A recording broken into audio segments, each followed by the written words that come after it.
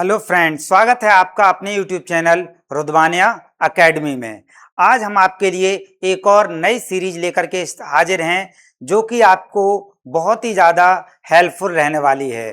तो आज के इस श्रेणी में हम देखते हैं, आज की सीरीज में हम देखते हैं कि कौन सा टॉपिक और कौन सी बुक्स स्टार्ट होने वाली है। तो चलिए इसको हम क्लियर करते हैं। और आज की जो हम आपके लिए बुक्स लेकर के आए हैं, जिससे टॉपिक हम आपको पूरी तरह से तैयार करवाने वाले हैं, वह बुक है जीआरवी ऑब्जेक्टिव। देखिएगा, जीआरवी ऑब्जेक्टिव जूलॉजी। ये जीआरवी ऑब्जेक्टिव जूलॉजी जो है वो अपने आप में एक बेस्ट बुक है। इंग्लिश मीडियम स्टूडेंट के लिए यह एक ब्रह्मास्त्र की तरह काम करती है, जो कंप्लीट जूलॉजी को बेस्ट वे में प्रिपेयर कराती है ना। इसी तरह की एक और बुक है जो है जीआरवी ऑब्जेक्टिव बॉटनी। वह भी अपने आप में ब्रह्मास्त्र है, जो कि पूरी तरह से बॉटनी को कवर करती है। तो आज के हम लेक्चर में, आज की सीरीज में हम देखते हैं कि ऑब्जेक्टिव जूलॉजी को कैसे हम बेनिफिशियल तरीके से प्रयोग कर सकते हैं और इसका फायदा उठा सकते हैं। तो जो इंग्लिश मीडियम वाले हमारे प्रतियोगी परीक्षार्थी हैं, हमारे भाई बंधु हैं, वो यहाँ पे बहुत ही ज़्यादा फायदा उठाने वाले हैं। और हम कंप्लीट चैप्टर्स इसके जो हैं पूरी तरह से कंप्लीट सिलेबस को कवर करने वाले हैं। इसमें regular test and mock test भी होंगे, यहाँ पे टॉपिक वाइज प्रैक्टिस पीवाईक्यू भी होंगे, और स्मार्ट स्टडी प्लान स्ट्रेटजी के साथ में इसको कवर करने वाले हैं। तो अगर आप लंबे समय तक के लिए हमसे जुड़ना चाहते हैं, आप पूरी तरह से एक प्लान्ड वे में जो है वो स्ट्रेटजी बना करके तैयारी करना चाहते हैं, डिट्टो लाइन टू लाइन और डिटेल में समझना चाहते हैं, तो फिर आप हमसे जरूर जुड़िएगा। रुद्वानिया एकेडमी आपका स्वागत करता है अच्छे से तैयारी करने के लिए, 2027 में अपनी एक सीट पक्की करने के लिए। तो चलिए शुरू करते हैं हम आज के इस टॉपिक को जीआरवी ऑब्जेक्टिव जूलॉजी के साथ में। आज के इस टॉपिक में हमने चैप्टर सेकंड को कवर किया है। जो चैप्टर सेकंड है ऑब्जेक्टिव जूलॉजी में, हमने वहां से शुरुआत की हुई है और आपके लिए एक बहुत ही अच्छा सा टॉपिक स्टार्ट हुआ है, जिसमें आप देखेंगे branches career options in biology. Branches career options in biology, इस टॉपिक से कम तो 2 से 3 क्वेश्चन जो है वो प्रीवियस ईयर्स की जो एग्जाम हुए हैं उनमें 100% आए हुए हैं। यहाँ से जो मेन ब्रांचेज हैं बायोलॉजी की, उनको हम कवर करेंगे, थोड़ा सा एक्सप्लेन भी करेंगे, और मेरा टारगेट है आपको इनके नाम सहित, है ना, इनको याद कराना। तो चलिए ठीक है, आप हमारे साथ साथ इसको तैयार करेंगे और इसको डिस्कस करेंगे। तो सबसे पहले हम यहाँ पे लेते हैं, देखिएगा फर्स्ट वाले ऑप्शन पे आप आइएगा, आपको दिखाई दे रहा होगा फर्स्ट ऑप्शन। यहाँ पे आप देखिए एक्रोलॉजी। एक्रोलॉजी इसको भी बोलते हैं, और एक्रोलॉजी में study of mites and ticks. Acarology में study of mite and ticks के बारे में स्टडी की जाती है, अध्ययन किया जाता है। अब ये माइट्स एंड टिक्स क्या होते हैं उसको आपको समझना है। जो पेट एनिमल्स होते हैं, जो डॉग्स होते हैं, है ना, जो कह सकते हैं कैट होती है, डॉग्स होते हैं, उनके ऊपर कई बार माइट्स एंड टिक्स जो कीड़े होते हैं वह आ जाते हैं, वह लग जाते हैं। तो उन्हीं की स्टडी जब की जाती है बायोलॉजी की जिस ब्रांच में, उसी को कहते हैं एक्रोलॉजी। उम्मीद करते हैं क्लियर हुआ होगा आपको। चलिए नेक्स्ट हम इसको लेते हैं एक्टिनोबायोलॉजी। क्या है टॉपिक का नाम? एक्टिनोबायोलॉजी। ध्यान से समझिएगा, actinobiology effect of radiation on life, और इसको एक और अनदर नेम भी है जिसको कहते हैं रेडियो बायोलॉजी। क्लियर है ना? तो effect of radiation on life, जो रेडियो एक्टिव सब्सटेंस होते हैं उनमें से आपको पता है रेडिएशंस निकलती हैं, और उन रेडिएशंस का ह्यूमन बींग्स के ऊपर, उसके ऊपर क्या असर पड़ता है, उसकी स्किन पे, उसकी लाइफ पे क्या कह सकते हैं उसका इफेक्ट होता है, उसको कहते हैं यहाँ पे रेडियो बायोलॉजी भी कहते हैं इसको। और एक और नाम से जानते हैं जिसका नाम आपको याद करके रखना है, वह है एक्टिनो बायोलॉजी। ओके, चलिए नेक्स्ट में हम देखते हैं, थर्ड है ये एग्रोबायोलॉजी। एग्रोबायोलॉजी में plant life and plant nutrition, plants की जो लाइफ होती है, प्लांट्स का जो न्यूट्रिशन होता है। अब न्यूट्रिशन में आपको पता ही है, न्यूट्रिशन को दो पार्ट्स में न्यूट्रिएंट्स को हम डिवाइड कर सकते हैं, जिसमें अगर हम थोड़ा सा इसको समझते हैं तो देखिएगा, जो प्लांट न्यूट्रिशन होते हैं,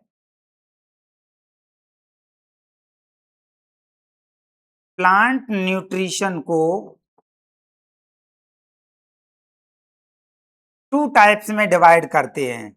फर्स्ट वन जो हो जाता है वो माइक्रो न्यूट्रिएंट्स,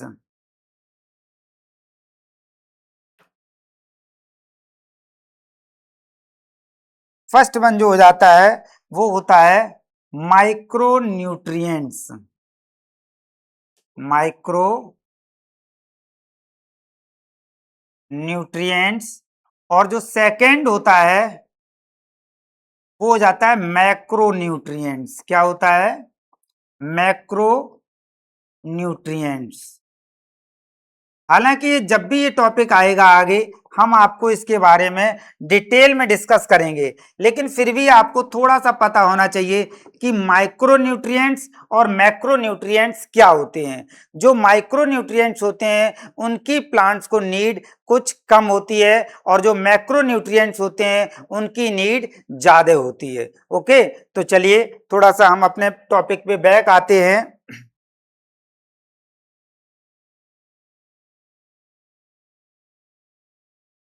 नेक्स्ट जो है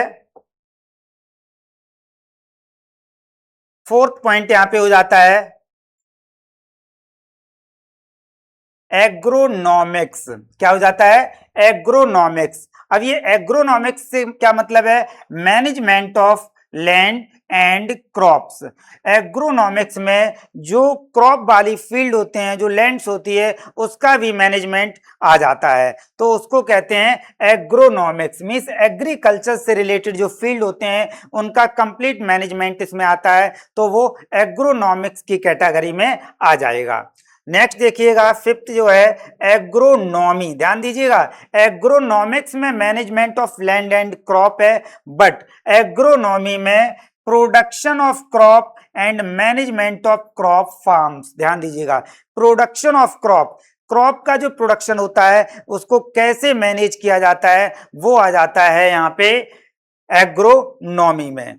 नेक्स्ट ब्रांच पे आइएगा, एग्रोस्टोलॉजी। एग्रोस्टोलॉजी को इसमें स्टडी ऑफ ग्रासेस, एग्रोस्टोलॉजी में स्टडी ऑफ ग्रासेस आ जाती हैं। ग्रासेस के कितने टाइप्स होते हैं, है ना, कौन कौन सी ग्रासेस होती हैं, वो सब आ जाती हैं एग्रो हिस्टोलॉजी में। नेक्स्ट देखिएगा एनाटॉमी। एनाटॉमी आप बहुत अच्छे से परिचित होंगे। एनाटॉमी को स्ट्रक्चर ऑफ इंटरनल ऑर्गन्स के लिए जाना जाता है। Anatomy, this is the branch of biology in which we study about the internal organs of any living organisms. आपको पता ही होगा कि ये जो तीन वर्ड्स हैं ये बहुत ही ज्यादा पॉपुलर है। ध्यान दीजिएगा, जिसको हम कहें, फर्स्ट इसमें हो जाता है एनाटॉमी। एनाटॉमी। सेकेंड जो हो जाता है वो हो जाता है मॉर्फोलॉजी।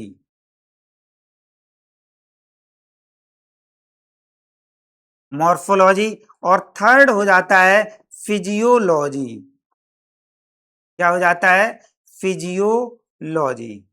अब हम समझते हैं anatomy, this is a branch of biology in which we study about the internal organ. इसमें इंटरनल ऑर्गन के बारे में स्टडी होती है।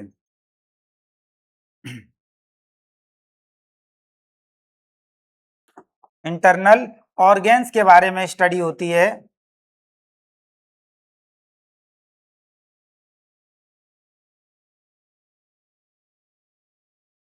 नेक्स्ट देखिएगा मॉर्फोलॉजी। इसमें जो स्टडी होती है वो external appearances,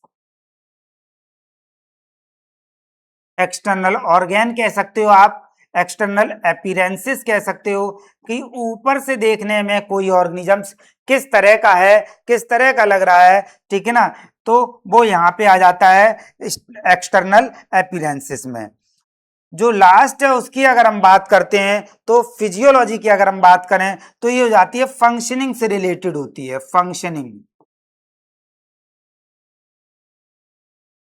functioning of organisms,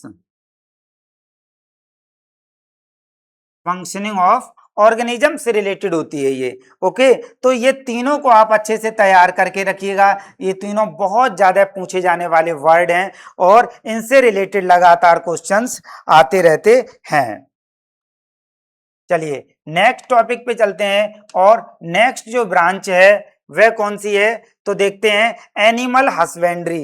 next branch जो है वह है एनिमल हस्बेंड्री। अब एनिमल हस्बेंड्री है तो आपको क्लियर हो रहा होगा breeding of domestic animals, breeding of domestic animals को कहते हैं एनिमल हस्बेंड्री। जो डेयरी फार्म मैनेजमेंट होते हैं जहां पे मिल्क प्रोडक्शन के लिए, चाहे वो काव के लिए हो या फिर बफेलो की डेयरी हो, है ना, इन पे जब उनको बेस्ट ब्रीड पाने के लिए डिफरेंट डिफरेंट वेराइटीज की जो ब्रीड्स होती हैं उनके बीच में आपस में मेटिंग कराई जाती, क्रॉस कराया जाता है जिससे मिल्क के प्रोडक्शन को बढ़ाया जा सके, तो उसको कहते हैं एनिमल हस्बेंड्री। नेक्स्ट देखिएगा एंथ्रोपोलॉजी।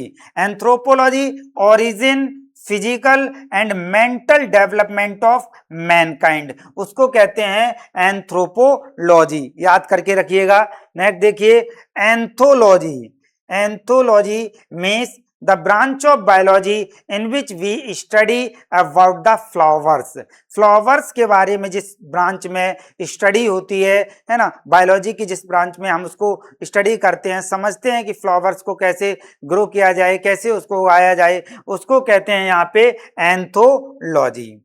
नेक्स्ट पे आ जाइएगा एंजियोलॉजी। एंजियोलॉजी जो है blood and lymph vessels. Angiology जो ब्लड होता है और जो लिम्फ वेसल्स होती हैं उनको हम यहाँ पे समझते हैं, थोड़ा सा देखिए angiology.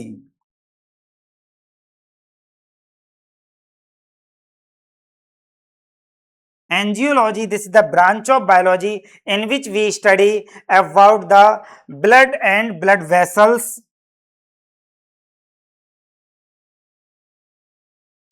Blood vessels. Blood vessels के बारे में आपको थोड़ा सा हम रिकैप कराते हैं। ब्लड वेसल्स जो होती हैं वो 3 टाइप्स की होती हैं, जिसमें कौन कौन सी होती हैं, आर्टरीज होती है, उसके बाद वेन्स होती है और सबसे फाइन जो होती हैं वह कैपिलरीज होती हैं। कौन सी होती हैं, कैपिलरीज होती हैं। तो इसमें ब्लड, ब्लड वेसल्स और लिम्फ वेसल्स के बारे में स्टडी होती है। तो उस ब्रांच को, बायोलॉजी की उस ब्रांच को क्या कहेंगे, उस ब्रांच को हम कहते हैं एंजियोलॉजी। चलिए नेक्स्ट कंडीशन पे आते हैं एफिडोलॉजी। नेक्स्ट है एफिडोलॉजी। एफिडोलॉजी in which the branch of biology in which we study about the aphids, और प्लांट लाइफ भी इसको कहते हैं, एफिड्स भी इसको कहते हैं। नेक्स्ट देखिएगा एपीकल्चर। एपीकल्चर, एपीकल्चर जो होती है इसमें आपको नाम से ही क्लियर हो रहा होगा raising and maintenance of honey bees, raising and maintenance of honey bees and extraction and marketing of honeys. आपको पता ही है कि जो एपीकल्चर होता है उसमें हनी ऑब्टेंड करने के लिए, शहद को बनाने के लिए जो एपियरी एक तैयार की जाती है, जहाँ पे गार्डन वगैरह होते हैं, फील्ड्स होते हैं, वहाँ पे जो हनी बीज को डोमेस्टिकेट करने के लिए, पालने के लिए जो बॉक्स लाए जाते हैं उनको रखा जाता है। उनमें से शहद को कैसे एक्सट्रैक्ट किया जाए वो आ जाता है इसमें। प्लस बैक्स को कैसे जो है वो यूटिलाइज किया जाए, वह भी इसी में आ जाता है। अब कौन सी वैरायटी उसमें पालनी है आपको, एपिस, आपको पता ही है ना, एपिस इंडिका, ये हनी बीज का साइंटिफिक नाम है। तो एपिस बहुत सारी वैरायटी है, जैसे कि एपिस इंडिका हो गया, एपिस डॉर्सेटा हो गया, कौन सी वैरायटी को इसमें लिया जाए जिससे वो बेटर प्रोडक्शन दे सके। तो इसको तैयार करने के लिए आप भली भांति परिचित हो चुके होंगे इस नाम से, एपीकल्चर। क्लियर है ना। चलिए नेक्स्ट को देखते हैं, एक्वाकल्चर। अब एक्वाकल्चर आपको नाम से ही क्लियर हो रहा होगा, एक्वेटिक एनिमल्स, एक्वेटिक कंडीशन से रिलेटेड है। तो देखिए, cultivation of fishes and other aquatic animals using the sea, lakes and rivers, है ना। तो कल्टीवेशन ऑफ फिशेस, जब फिशेस को कल्टीवेट करने के लिए, चाहे वह समुद्र में हो, रिवर में हो या लेक में हो, इनको कल्टीवेट करने के लिए जो तरीके अपनाए जाते हैं उन सबको कहते हैं एक्वाकल्चर। क्या कहते हैं, एक्वाकल्चर कहते हैं, है ना। तो ये 14 ब्रांचेस थी जो कैरियर ऑप्शन थे बायोलॉजी में, उनको मैंने आपको रिकैप कराया पूरा, और ये 14 वर्ड जो है उम्मीद करते हैं आपको तैयार हो गए होंगे। अब चलते हैं एक प्यारे से रे डायग्राम को हम लेते हैं, एक ग्राफिक्स को समझते हैं कि आखिरकार जूलॉजी की और कौन कौन सी जो है मेन कह सकते हैं ब्रांचेज हैं जो यहाँ पे इंपॉर्टेंट रोल प्ले करती हैं, इसको समझते हैं हम। यहाँ पे सबसे फर्स्ट इसमें आ जाती है cytology, structure and function of cells. Cytology, this is the branch of biology in which we study about the structure and function of the cell. Structure and function of the cells की अगर हम बात करते हैं तो इसमें आप देखेंगे structure and function of cells. अब सेल की अगर हम बात करें तो सेल के स्ट्रक्चर मीन्स ये प्लाज्मा मेम्ब्रेन जो है वो कैसे बनी हुई है, प्लाज्मा मेम्ब्रेन, ठीक है ना। उसके बाद सेल मेम्ब्रेन, सेल मेम्ब्रेन, और उसके अंदर जो सेल ऑर्गेनेल्स हैं, सेल ऑर्गेनेल्स, ये कैसे करके फॉर्म हुए हैं। सेल ऑर्गेनेल्स में कौन कौन से सेल ऑर्गेनेल आते हैं, जिस तरह से आप देखते हैं, सबसे जो मेन अगर हम कहें जो सेल को कंट्रोल करने वाला है वह न्यूक्लियस है। तो इसके बारे में जितनी भी स्टडी डिफरेंट टाइप्स के जो सेल ऑर्गेनेल्स होते हैं, जैसे माइटोकॉन्ड्रिया हो गया, जिस तरह से प्लास्टिड हो गया, लाइसोसोम हो गया, पैरोक्सीसोम्स हो गया,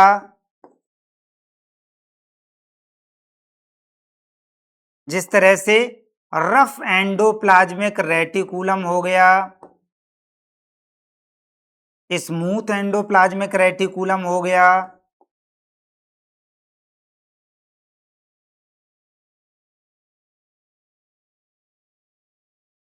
स्मूथ एंडोप्लाज्मिक रेटिकुलम हो गया।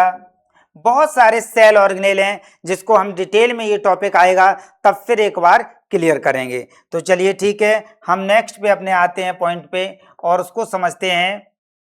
देखिएगा, तो साइटोलॉजी आपको क्लियर हो गया होगा पूरी तरह से। Cytology structure and function of the cells, cell के क्या क्या फंक्शन है वह भी इसमें आ जाएंगे। अब आ जाते हैं पैथोलॉजी पे। पैथोलॉजी के बारे में आपने सभी ने सुना ही होगा। Pathology, this is the branch of biology in which we study about the types of disease, means बीमारी जो है, nature of disease, causes and symptom of disease. Disease जो है वो उसका नेचर क्या है, उसका कारण क्या है, उसके लक्षण क्या हैं, उसके सिम्टम्स क्या हैं, उन सब के बारे में जब हम स्टडी करते हैं जिस ब्रांच में, तो वह कहलाती है पैथोलॉजी। क्लियर है ना। चलिए नेक्स्ट पे पैलियोंटोलॉजी, वेरी वेरी इंपॉर्टेंट है ये, वेरी वेरी इंपॉर्टेंट। ये वेरी वेरी इंपॉर्टेंट मैंने क्यों बोला है, ये रिपीटेड क्वेश्चन है, ये प्रीवियस ईयर में बहुत बार ये क्वेश्चन आ चुका है, मैनी टाइम्स ये रिपीटेड क्वेश्चन है।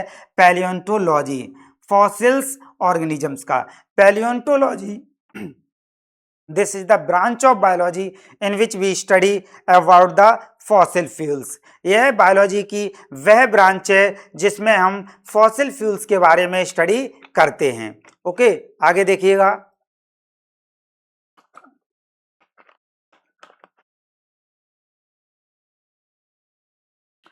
फॉसिल्स जो होते हैं वह आपको पता है डेड एंड डिके पार्ट होते हैं। ओके, फॉसिल्स जो होते हैं वो डेड एंड डिके या रिमेनिंग पार्ट्स होते हैं जो कंप्लीटली डिके नहीं हो पाते हैं। ओके, तो यहाँ पे फॉसिल्स होते हैं। जो मेरा सेंस है उससे वही है कि जो ये जो फॉसिल फ्यूल्स बनते हैं, पेट्रोलियम जो बनती है वो फॉसिल्स से ही एक्सट्रैक्शन से फॉर्मेशन होती है। तो यहाँ पे फॉसिल्स वर्ड याद रखिएगा, मेन चीज जो है, ठीक है ना। तो फॉसिल ऑर्गेनिजम्स को palaeontology, the branch of biology in which we study about the fossils organisms is called palaeontology. Clear? ठीक। नेक्स्ट देखिएगा फिजियोलॉजी। अभी मैं पीछे आपको समझा चुका हूं कि फिजियोलॉजी, एनाटॉमी, मॉर्फोलॉजी ये तीनों ही बहुत ही इंपॉर्टेंट हैं। तो physiology means functioning of living material. चलिए नेक्स्ट के टॉपिक पे आते हैं, evolution, changes in species over time to time. Changes in species over time to time जो आ जाती है वह आ जाती है एवोल्यूशन में। किस में आ जाती है? एवोल्यूशन में आ जाती है। नेक्स्ट देखिएगा,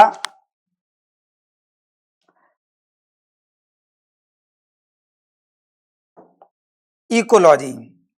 next is ecology, relationships of organisms to their environment. Ecology में रिलेशनशिप होता है एनवायरनमेंट के साथ में और ऑर्गेनिजम्स के साथ में, एक इंट्रैक्शन होता है उसके बायोटिक एंड एबायोटिक फैक्टर्स के बीच में। तो बायोलॉजी की इस ब्रांच में जो बायोटिक फैक्टर हैं और एबायोटिक फैक्टर्स हैं इनके बीच में कैसे कोऑर्डिनेशन होता है, कैसे सामंजस्य बैठता है, वो सब बताया जाता है इकोलॉजी में। ओके, नेक्स्ट देखिएगा sociology. Sociology, animal society including man. आपको पता है सोशियोलॉजी में, ठीक है ना, इसको हिंदी में सामाजिक विज्ञान भी कहते हैं, ठीक है ना। तो इसमें जो है वो एनिमल के साथ साथ में एनिमल्स जो सोसाइटीज हैं इंक्लूडिंग मैन, उन सब की स्टडी होती है। आगे देखिए जू जियोग्राफी। नेक्स्ट है जू जियोग्राफी, यानी geographic distribution of animal. Means जो एनिमल्स हैं उनका किधर डिस्ट्रीब्यूशन है, कैसा डिस्ट्रीब्यूशन है ना, कहाँ पे कितने क्वांटिटी में, कितने मात्रा में पाए जाते हैं, उनको कहते हैं जू जियोग्राफिक। जू जियोग्राफिक, जू वर्ड जो है वो एनिमल को रिलेट करता है, जियो वर्ड जो है वो अर्थ को रिलेट करता है, और ग्राफी वर्ड जो है वह उनकी डिस्ट्रीब्यूशन को रिलेट करता है। आगे देखिए अदर साइंसेस में भी बहुत सारी आ जाती हैं, जैसे इंक्लूडिंग मॉलिक्यूलर बायोलॉजी हो गया, बायोकेमिस्ट्री हो गया, फिजियोलॉजी हो गया, ये सभी भी अदर ब्रांचेज में, अदर साइंसेस में आ जाती हैं। अब यहाँ पे एक और वर्ड समझ लीजिएगा जो इंपॉर्टेंट है, embryology. Embryology, this is the branch of biology in which we study about the developmental stage of organisms. Developmental stage of organism से बात होती है। तो चलिए यहाँ पे थोड़ा सा हम डिस्कस करते हैं और समझते हैं इसको। एम्ब्रियोलॉजी, एम्ब्रियोलॉजी,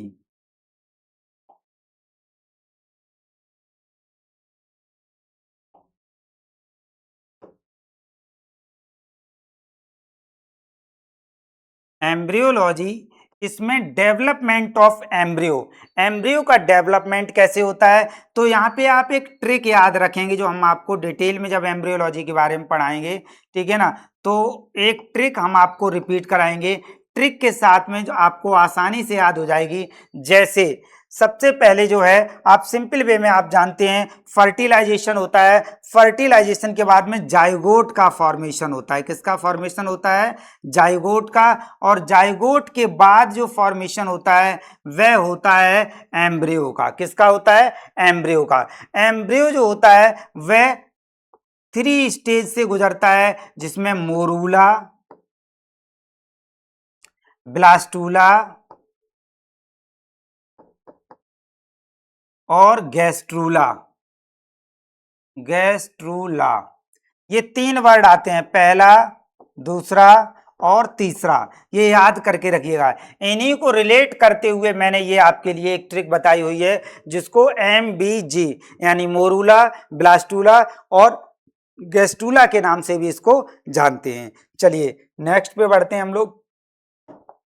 अब देखिएगा, एम्ब्रियोलॉजी यहाँ पे क्लियर हो गई होगी, developmental stage of organisms. Next और बहुत ही ज्यादा पॉपुलर, जेनेटिक्स। जेनेटिक्स के बारे में डिटेल में पूरा चैप्टर है आपके सिलेबस में, उसको हम डिटेल में पढ़ाएंगे। बट यहाँ पे आप समझेंगे, this the branch of biology in which we study about the heredity and hereditary characters के बारे में, जिसमें पढ़ते हैं। आपको पता ही होगा फादर ऑफ जेनेटिक्स किसको बोलते हैं, कमेंट बॉक्स में आप बताइएगा फादर ऑफ जेनेटिक्स किसे बोलते हैं। नेक्स्ट पे आ जाइएगा, टैक्सोनॉमी। टैक्सोनॉमी जो है वो क्लासिफिकेशन ऑफ ऑर्गेनिजम्स, इसमें भी बहुत ही डिटेल में समझने वाली बातें हैं। जैसे अगर हम कहें तो क्लासिफिकेशन ऑफ ऑर्गेनिजम्स में अगर हम कहें तो जो 7 कैटेगरीज हैं, स्पीसीज से लेकर के स्पीसीज, उसके बाद जीनस, ठीक है ना, जो इस तरह से आगे बढ़ती चली जाती हैं, फैमिली, ऑर्डर, उसके बाद क्लास, ठीक है ना। तो इस तरह से अपर जो पार्ट तक जाती हैं, जिसमें किंगडम तक पहुंच जाते हैं, तो इस 7 कैटेगरीज जो हैं इनको भी आपको इसी में बताया जाएगा, है ना। तो नेक्स्ट देखिएगा, taxonomy, this the branch of biology in which we study about the classification of organisms. जो 5 किंगडम्स हैं वो भी इसी में आ जाएंगे, monera, protista, fungi, plantae, animalia, इनको भी इसी में पढ़ा जाएगा। नेक्स्ट देखिएगा, histology. Histology, this the branch of biology in which we study about the microscopic structure of tissues and organs. Tissues और ऑर्गेन्स के बारे में इसमें स्टडी करते हैं, तो उसको बोलते हैं हिस्टोलॉजी। फादर ऑफ हिस्टोलॉजी किसे जाना जाता है, तो ये बिचेट को जाना जाता है। किसको जाना जाता है, बिचेट को। चलिए लास्ट जो है वो है anatomy, structure of the animal body, means internal organs के बारे में जो स्टडी होती है वह आती है एनाटॉमी में। ओके, तो उम्मीद करते हैं आज का वीडियो आपको पसंद आया होगा, बहुत कुछ सीखने को मिला होगा। इसी तरह से पहले हम इसका थ्योरी वाला पार्ट कंप्लीट करेंगे और उसके बाद इस टॉपिक के ऊपर जो जितने भी क्वेश्चंस हैं उनको कंप्लीट करेंगे। अगर आप इनको याद करते चले जाते हैं तो आपको जब हम इसके क्वेश्चन सॉल्व करवाएंगे तो बहुत ही आसानी होगी। लगातार इस तरह के वीडियो पाने के लिए आप चैनल को सब्सक्राइब जरूर करिएगा, एक लाइक करिएगा और कमेंट बॉक्स में हमारी जो वीक पॉइंट हैं, अगर आपको चाहते हैं हमसे और आपको लगता है कि सर ये भी इंक्लूड नहीं किया आपने, इसको भी इंक्लूड करिए, तो हम आपकी बात पे जरूर ध्यान देंगे। चलिए मिलते हैं अगले वीडियो में, तब तक के लिए पढ़ते रहिए और आगे बढ़ते रहिए। नमस्कार।